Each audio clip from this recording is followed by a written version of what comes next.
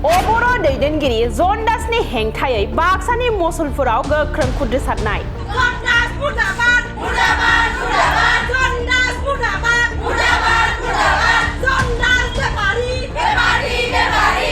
बिटिआरनि इएम राकेश ब्रह्मखौ सोंखारिनायनि थाखाय अबर' दैदेनगिरि जनदासनि हेंथायै बाक्सानि मसलपुराव गोख्रों खुद्रिसारदों।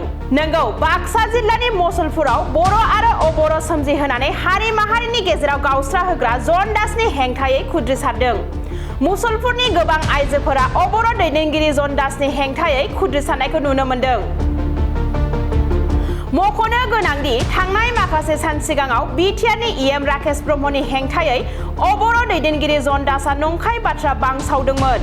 बेखौ लानानैनो दिनै मसलपुर ब्लक कमिटि इउपिपिएल हान्जानि गोबां आइजोफोर आरो रायजो राजाफोरा लोब लोब ओंखारबोदों आरो खुद्रिसारदों। मुसलपुर ओनसोलनि सासे गोख्रों मावथि इएम राकेश ब्रह्मखौ सोंखारिनायनि थाखाय बर'नि अनगायैबो गुबुन हारिनि गोबां आइजोफोराबो ओंखारबोदों आरो जनदासखौ सोंखारिदों। जनदासनि दालालि खालामनाया बिटिआरआव सोलिनाय नङा। जनदास मुर्दाबाद, राकेश ब्रह्म जिन्दाबाद बायदि स्लगानजों गोमसार होदों। जनदासआ सासे दालालि आरो सिखाव सुबुं। बिसायख'थि समावल' बर' आरो अबर'नि राजखान्थि खालामो होननानै बायदि गोख्रों रावजों सोंखारिदों आइजोफोरा। नंखाय बाथ्राजों बिटिआरनि गाहाय खुंगिरि प्रमद बर' आरो इएम राकेश ब्रह्मखौ सोंखारिग्रा जनदासखौ हमनानै जुदि साजा होआब्ला रोजा रोजा आइजोफोरा ओंखारबोनानै बिनि न'खौ बेंखनगोन होननानै बुंथियो। इएम राकेश ब्रह्मनि हेंथायै जनदासनि बिबुंथि होनायखौ लानानै मुसलपुर पुलिस थानायावबो गसर थिसननाय जागोन होननानैबो मिथिहोयो मसलपुर ब्लक कमिटि इउपिपिएल हान्जानि गोबां आइजोफोरा। আজি ইয়াতে সমবেত হোৱাৰ কাৰণটোৱে হ'ল যোৱা 23/5/2025 তাৰিখৰ এটা নিউজ ওলাইছে। জনদাস নামৰ কোনোবা একজন দালালে আমাৰ মুছলপুৰ সমষ্টিৰ এমচিএলএ তথা বিটিআৰৰ ইএম সন্মানীয় ৰাকেশ ব্ৰহ্ম ছাৰৰ বিষয়ে বহুত অপপ্ৰচাৰ চলাই আছে। মানে কি তেখেতে কৈছে কি আমাৰ ৰাকেশ ব্ৰহ্ম ছাৰে আমাৰ সমষ্টিত কোনো কাম কৰা নাই, বিটিআৰত কোনো কাম কৰা নাই। যিখিনি ভেটেনাৰী ডিপাৰ্টমেণ্টৰ বস্তু আহিছিলে সেইখিনিতো একো কাম কৰা নাই, তেখেতে নিজে খাই আছে। এনেকুৱা বহুত অপপ্ৰচাৰ চলাই আছে। এই জনদাস কোন হয়? এই জনদাসক আমি চিনি নাপাওঁ আৰু জনদাসক আমি জানো যে তেওঁ এজন কি দালাল হয়, চুৰ হয়। দালাল ৰূপী এজনী বহুৰূপী মানুহ। তেখেতে যেতিয়া আমাৰ বহাগ মাহত কুলি কেতেকীয়ে মাতে, তেখেতৰ নিচিনা কুলি কেতেকীৰ নিচিনা ইলেকশ্যন আহিলে জনদাসে ঘপককে ওলাই আহে। গাঁতৰ পৰা ক'ৰ পৰা ওলাই আহে নাজানো।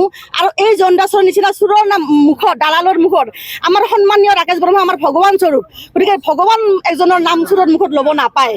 গতিকে আমি আজি সমবেত হৈছোঁ তেখেতে যিখিনি আমাৰ অনাবৰক লৈ কিনে ৰাজনীতি কৰা বুলি কৈছিলে, প্ৰচাৰ চলাই আছে।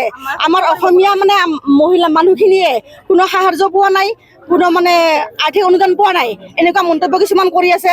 আপোনালোকে চাওক, আপোনালোকে পাৰে যদি কেমেৰা ঘূৰাই দিয়ক। ইয়াত আমাৰ আজি 4,000 মান মহিলা, কেৱল অনাবৰৰ মহিলা ইয়াতে গোট খাইছে।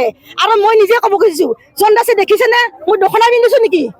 মই এগৰাকী জেনেৰেল মহিলা হয়, মোৰতো দখনা পিন্ধা নাই।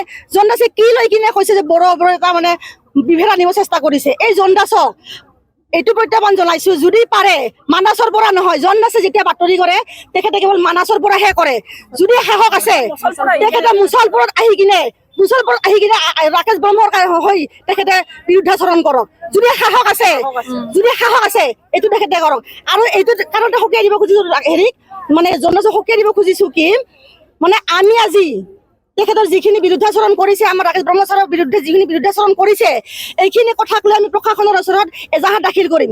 আৰু যদি প্ৰশাসনে একো ব্যৱস্থা নলয় তেতিয়াহ'লে আমি মুছলপুৰৰ গোটেই মহিলা 10,000 মহিলা লৈ যাই জনদাসৰ ঘৰ ঘেৰাও কৰিম। এইটো আমাৰ মূল উদ্দেশ্য।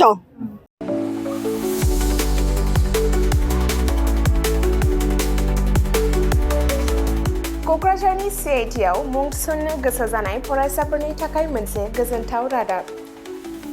सेन्ट्रेल इन्स्टिटिउट अफ टेक्न'लजि क'क्राझारआ 2025-2026 सोलोंथाइ बोसोरनि थाखाय मुं थिसननायनि एन्ट्रेन्स एग्जाम खुंनो थांगासिनो दङ। Diploma, BTech, MTech, bachelor and master of design आरो PhDनि थाखाय एन्ट्रेन्स एग्जाम खुंनाय जागोन। डिप्ल'मा प्रग्रामाव दङ CE, CSE, ECE, FPT, CAI आरो AMT। BTEC प्रग्रामाव दङ CE, CSE, ECE, FET आरो IE। MTEC प्रग्रामाव दङ WRH, CSC, FET आरो GET। बेचलर अफ डिजाइन आरो मास्टार अफ डिजाइनआव दङ MCD आरो PhD नि थाखाय CE, CSE, ECE, FET, IE, ME, physics, mathematics, chemistry आरो HSS। बे समाव अनलाइन आर'जलाइ लानाया सोलिगासिनो दङ आरो बियो फैगौ 31 मेसिम थागोन। डिप्ल'मा, BTech आरो MTech नि एन्ट्रेन्स एग्जामखौ फैगौ 8 जुनाव खुंनाय जागोन आरो PhD नि एन्ट्रेन्स एग्जामखौ 15 जुनाव खुंनाय जागोन। आबुङै मिथिनो थाखाय एडमिशन सेल CIT क'क्राझारनि मबाइल नम्बर 9365031406 आव सुलाद लानो हागोन एबा query2025@cit.ac.in आव इमेल खालामहरनो हागोन। बेनि अनगायै cit.ac.in एबा admission.cit.ac.in बे मोननै वेबसाइटआव हाबनानै नायनो हागोन।